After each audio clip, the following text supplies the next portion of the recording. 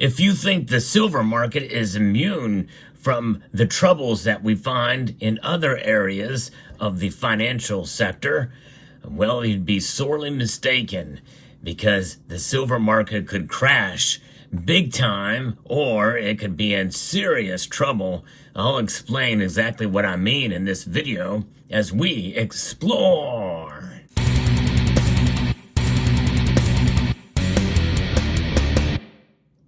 Now, what does a crash look like? Many people feel it's a dramatic drop in price, but I think it means something even bigger, and that is the collapse of the entire system that the silver market is built upon. And what is that system? We're going to get into that in a moment, but first let's talk about silver itself. Silver itself is a physical asset. It is a metal. It is a commodity, and it's unique among other metals is that it serves a dual purpose as a commodity that has been heavily industrialized in the tech sector with over 10,000 use cases for the metal. But it is also a monetary metal, something that has been recognized for thousands upon thousands of years, and there's no other metal that compares to that kind of track record except for maybe copper. But notwithstanding, silver's got more uses, and it is more complex by any stretch. It has a big market cap, but what is expanding that market cap and what's holding it together? It is the derivatives sector. That's right. And that is the problem, because that number keeps rising. What am I talking about with that number? I'm talking about the paper to silver ratio. It is sitting at 411.44 to 1 now, climbing up dramatically here. And this is a big problem for sure. And this is the number of paper silver ounces that are traded on the major world silver exchanges divided by the actual world production of silver in ounces. That ratio is important to keep track of because it gives us an idea as to just how expansive the derivatives market is in that sector, much more than gold, which is trading at 133.21 to 1. And so there's a big problem there. Many people feel that's exactly why the price of silver is so low compared to gold, and the ratio between those two metals now trading around 85 to 1 in dollars, measured in dollars. And folks, I've been trying to tell members in this community for a long time that price does matter, but we should start thinking outside of price as well. There's something about silver that is very special that really cannot be defined by price. Holding it outside of the system is the ultimate savings vehicle, but not only that, it protects against the very system itself, which, by the way, is centered around price. And everything that you measure is measured in some sort of denominated currency. And the dollar being the world's reserve currency, gold and silver are priced in dollars first and foremost. But let's talk a little bit about what kind of other asset classes and how this stuff is kind of laid out here. We have what's known as Exter's Pyramid.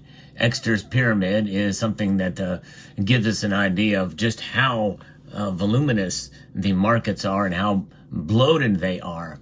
And it's a pyramid that's inverted, and with the very tip of it being gold.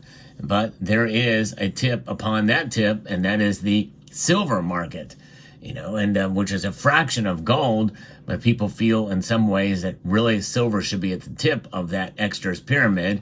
But in reality, it's probably on top of it because it is still a monetary metal, but it is mostly just over half of it is used as a commodity in the industrial sector, which means that it is essentially like any other commodity and can be manipulated as such. And there is manipulation that does occur. We've actually documented it on this channel, but that manipulation works in both directions, to the plus and negative side. But it's all centered around the derivatives market. And so when you have silver, let's say it's at one end of that pyramid, well, more likely it's at the base of that pyramid too, or at the top where it's been inverted. Well, first we're going to talk about the base money supply, and that is hard currency, actual physical cash. And when you think about that, that is the kind of money that we see circulating around. But it's not just physical cash, it's digital versions as well too. Especially people that transact using their debit card or ACH transactions. Well, those are dollars. You just don't see them. Then you have bank money. Bank money is something that circulates between the banks, the 12 Federal Reserve banks and their branches and the like, through and through. And that's where that's coming through. And then you've got government bonds. And bonds are a big part of it. That's an even larger slice of the pyramid towards the middle. And then you've got corporate and municipal bonds, which is an even bigger slice, almost double that. And then you have other commodities out there, such as private business and real estate, non-monetary commodities, and the like. And you've got that stacked on top of the corporate and municipal bonds, which are secured debt and listed stocks there. And then beyond the non-monetary commodities is the derivative market, which is a massive, massive $1 quadrillion. And many people feel that that is being expanded even more so with the cryptocurrencies and the ETFs behind all the cryptocurrencies. Market cap for Bitcoin is growing at a tremendous rate. And so when you have those as well, it becomes something that is very much a factor. The derivatives market is growing. And there are derivatives with gold and silver, and the silver one is troubling. And I think if we continue down this path, it's going to essentially mean that we could see a collapse of it. Now, I think that it is a longer way off, I think, in a sense, to the dollar itself, which is being printed in an insane pace. Something's got to give there, too. And with the amount of debt and deficit spending that's going on in the United States, if we don't change course soon, we're headed for a problem, a default, of some sort. And so that is what we're dealing with on the dollar terms. But the derivatives in something like a physical asset like this that many of us stack in order to protect against inflation, and some of us, buy it in the form of ETFs, exchange traded funds. That's a smaller grouping of exchange traded products like there are for so many other things out there. And we know that is the case as well with cryptocurrencies. And other things as well. We've heard of NFTs, non-fungible tokens, non-fungible being the key phrase there. Well, silver ETFs are really, in a sense, non-fungible as well, other than for cash. In other words, they are sold for cash. When you buy an ETF of any sort, you settle for cash. You settle in dollars. You do not settle in the metal itself. There are physically backed versions of the ETFs that are supposed to be trading at 1-to-1 with the amount of units out there, but do they really? I don't know. And again, I don't fault people for getting involved in that, but I would only get involved in ETFs that are backed by a 1-to-1, so you're not contributing to the derivatives aspect of it, and it is ballooning. Just like derivatives in general, it is a ballooning situation that is going to be a problem down the road. In a sense, we already have seen and are seeing to some degree a separation between those two, especially when spot price moves in a crazy direction one way or another. Well, the physical market may not comply in one way or another. That's why we have premiums and loss of premiums when we go to sell, to some extent, or increased premiums when we go to sell, depending on the type of silver it is, or just the market in general. The physical market of silver, of physical silver, is indeed a very different scenario.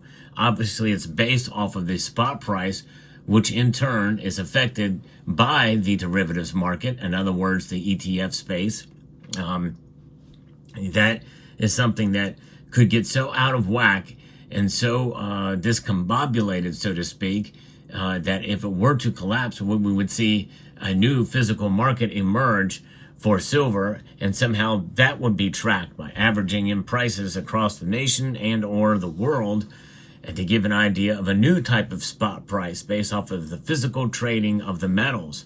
Now, I think we're a long ways off from that occurring, but it is something that really makes you wonder, and it makes you think a little bit about what's going on in the derivative space, because many people feel that silver's price is being suppressed by the existence of that number increasing, the paper to silver ratio.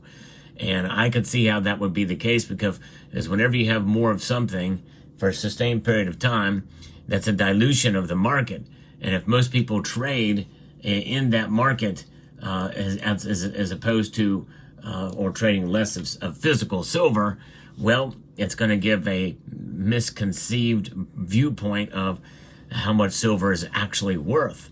And most of us feel that silver is worth a whole lot more than what it is now. We've been frustrated as it still has not reached an all-time high, and even adjusted for inflation, it's still got a long ways to go before many people feel it should be, before we can see sort of a normalization of silver as a hedge against inflation. I think to some extent we have seen that in recent months and within the last year, which is a good thing. But, you know, what does the future hold? And what does it hold when the price gets smacked down fairly dramatically? $1.50, $2 an ounce in a number of days. It's fairly discouraging to silver stackers out there. But keep faith and hold on to the silver that you have, because I think it's going to, you're going to be better off with physical silver in your possession, just in case something were to happen down the road. And again, this is not an emergency situation yet, but if this continues, well, likely if we see that number climb up dramatically, it's going to spell big trouble for the silver market in general. And I think that more than likely it could cause a collapse in the whole system of the silver market. But one thing that will not collapse, physical silver itself. The revaluation may be glorious. We'll see how it plays out. Let me know what your thoughts are down in the comments section below. Hope you found this video informative, insightful, and educational. Would like to extend a multitude of gratitude to you all for taking the time to watch, and to encourage you to please rate, share, comment, and subscribe.